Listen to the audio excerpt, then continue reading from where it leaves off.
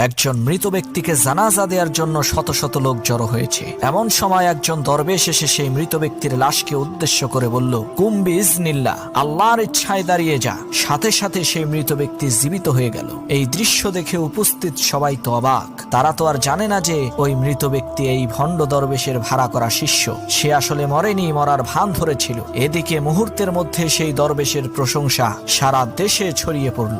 হাজার হাজার মানুষ তার দরবারে ভিড় জমালো। সেই দেশের রাজা দরবেশকে রাজ দরবারে ডাকলেন। দরবেশ তো মনে মনে খুশি যে তার কেরামতিতে রাজাও বুঝি পটে গেছে। রাজা দরবেশকে বললেন, হুজুর, আজ থেকে আপনার সমস্ত ভরণ পোষণের দায়িত্ব আমার। এই কথা শুনে দরবেশ তো খুশিতে বাকবাকুম। রাজা আরো বলল, হুজুর, আপনার কাজ শুধু আমার রাজ্যের যুদ্ধে নিহত হওয়া সেনাবাহিনীদেরকে জীবিত করা। এই কথা শুনে দরবেশের পায়ের নিচের মাটি সরে গেল।